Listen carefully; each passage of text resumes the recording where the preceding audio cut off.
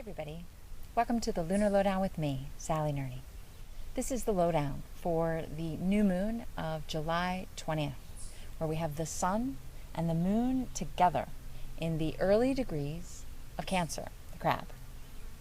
They are directly across from Saturn, who's in the early degrees of Capricorn, and of course tied up with Jupiter and Pluto still. For this new moon in Cancer, I found myself visionarily in a boat upon a wide and slow river. And this river and my boat are in a deep forest. And I can sense wise and indigenous people downstream upon the shore. And we travel towards them and come to the shore where they are. And I disembark.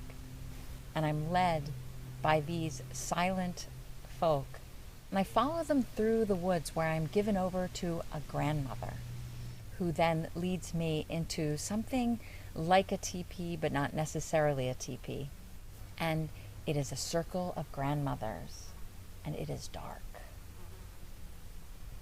There's a small but potent fire in the center of our circle that casts deep shadows all around us.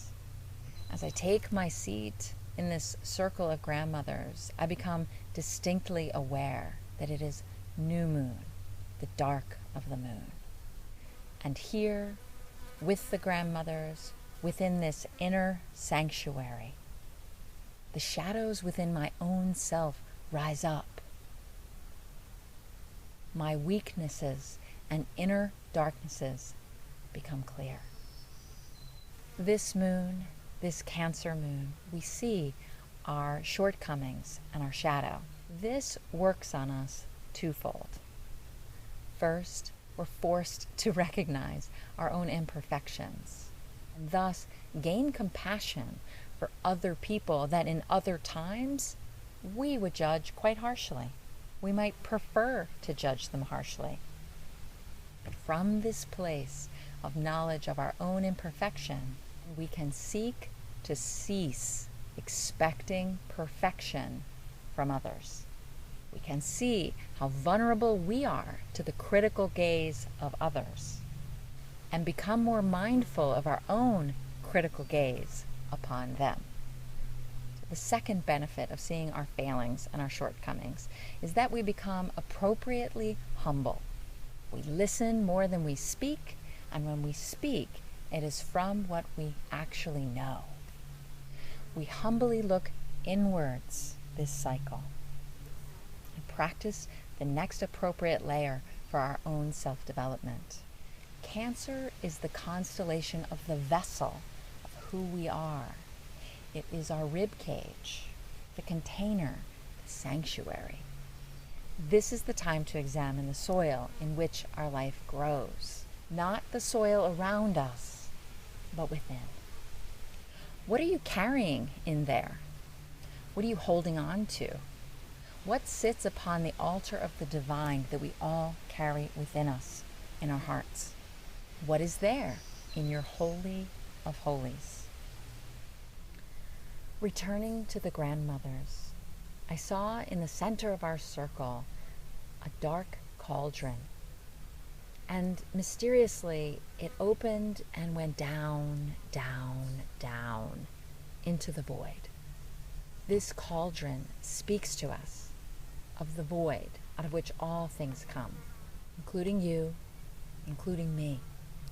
Here in Cancer, we are fundamentally connected to that initial Aries energy at a crucial hinge point.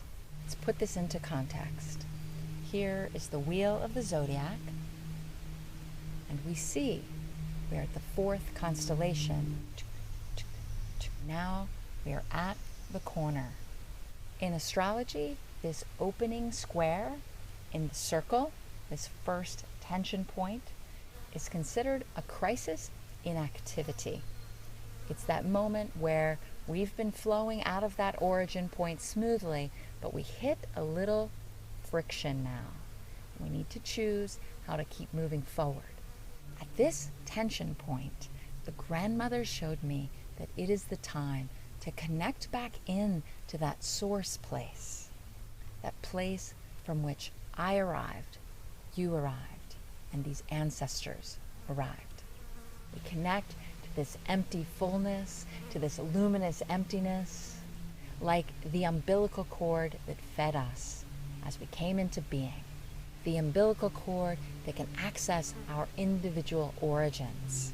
We commune with this source place to refresh our connection to that which is meant to be upon the altar of our hearts, according to our own soul's intentions, as we are stepping out past summer solstice and towards the first harvest. Be quiet. Be still. Empty yourself and refresh.